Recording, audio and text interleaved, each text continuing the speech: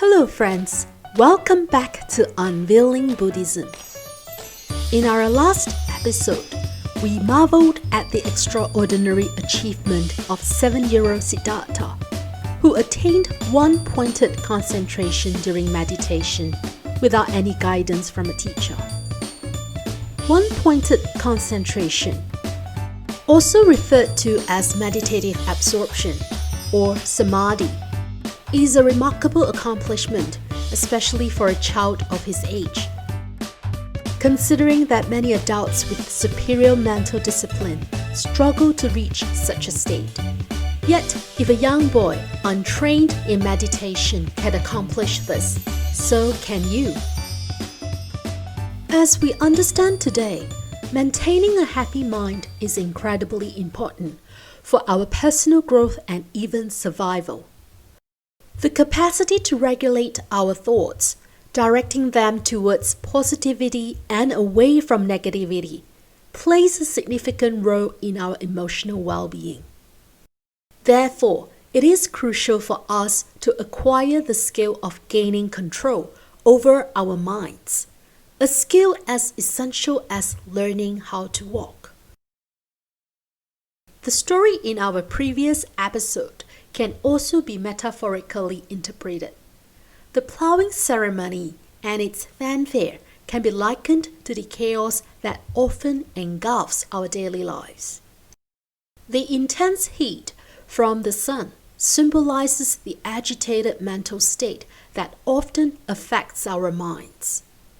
When we manage to rest our minds during meditation, undistracted by external events, it's akin to finding shelter under a miraculous shade, much like the young Siddhartha experienced.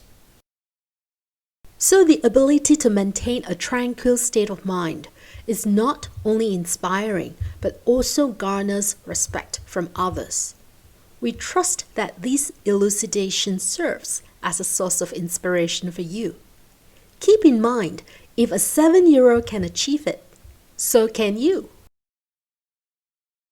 In this episode, we will introduce some fundamental meditation techniques that are specifically tailored to help our children get a head start on this essential life skill. And the great news is that you can practice them together. The first meditation exercise is designed for children between the ages of 5 and 7. It can be practiced in the morning or just before bedtime. Each session should last no more than 5 minutes, and we strongly encourage you to do it together with your children. Please do not expect your children to be like Siddhartha. It's better for us to practice patience and approach the session with an open heart, keeping in mind that it's normal for children to be restless and fidgety. The purpose of this session is to help your children synchronize their awareness with their minds and bodies. Have them lie down flat on the floor or a carpet, facing upwards without using a pillow. Then instruct your children to pay attention to their breathing, focusing on their tummy and chest. They should simply observe their body inflates and deflates with each breath. If they have trouble understanding, you can place a small soft toy on their tummy and ask them to watch how the toy rises and falls with their breath. Try to engage in this practice for 3 minutes. Keep in mind that 3 minutes of doing nothing might seem like a long time for young children, and they may become restless, especially in the morning. It's important to be accepting and patient with them. If you practice with them every day, over time, they will become more accustomed to it. After 3 minutes, engage with them and inquire about their feelings and emotions. Ask if they feel happy, sad, or neutral. Take note of their emotions, but avoid addressing them immediately.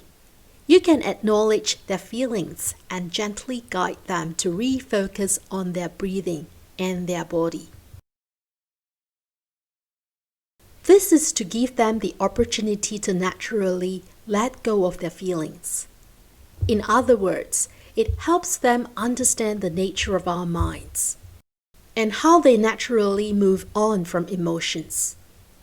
By not immediately addressing their feelings and emotions, you are also reinforcing the idea that meditation involves acknowledging the mental process without becoming entangled in it. Conclude the session with a simple goodwill wish. For instance, say, "May you be well and happy. I love you." Give them a hug. Remember to keep this meditation session to 5 minutes for children. When you first introduce this exercise, you can start with an even shorter duration and gradually increase it as they become more accustomed to the practice. Follow up with your children outside of the meditation session. Find an appropriate time to discuss their feelings. For instance, you can inquire about their morning feelings in the afternoon. If they have forgotten about it, acknowledge that their feelings have passed, much like the passing clouds in the sky. This helps your children understand and appreciate the transient nature of emotions. If they still have strong feelings about something, you can ask them about it and have a discussion. If they inquire about your feelings, it's okay to share your emotions with them in a thoughtful manner. When sharing your feelings, be mindful that they might have difficulty comprehending adult emotions. Nevertheless, sharing your feelings can help foster closeness and understanding between you and your children. The next meditation exercise is better suited for children between the ages of 8 and 10. This session is designed to instill mental discipline, such as concentration and alertness, while adding an element of fun. It's a group practice with your children, and you can also find it enjoyable. Once more, keep it within a 5-minute time frame.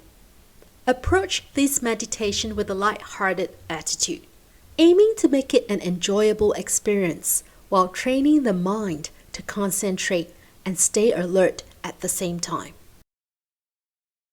First, you'll need a desk bell. Sit facing each other and position the bell between the two people. If you have a group, arrange yourselves around the bell. Ensure that everyone is close enough to reach the bell without straining. In this meditation, you will recite the mantra of Manjushri, the Buddha of wisdom. Om Arapa Sanati. Each person says one syllable of the mantra, and the last person to say the syllable D will ring the bell. Here is an example of how to play this mindfulness game between two people, named A and B. Om Ra Sana Di Om Ara Sa Di. The above example demonstrates the basic or level 1 of the game. To increase the challenge, you may choose to lengthen the mantra by adding more D syllables. Om Ra Sana Di. This should be decided before starting the session. If there is more than one child, you can modify this game as follows.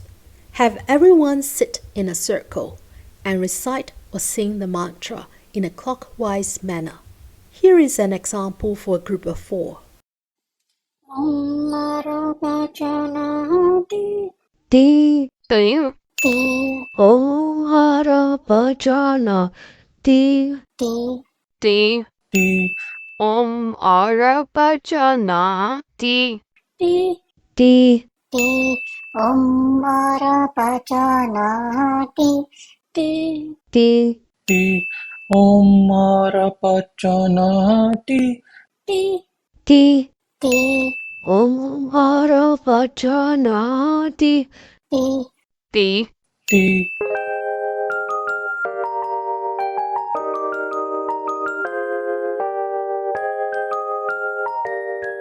To increase the challenge, you can ask everyone to close their eyes and ring the bell when it's their turn.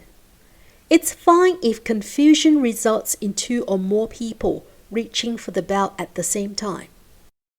This mindfulness game encourages participants to be aware and mindful, working together to achieve a perfect score for the bell to be rung.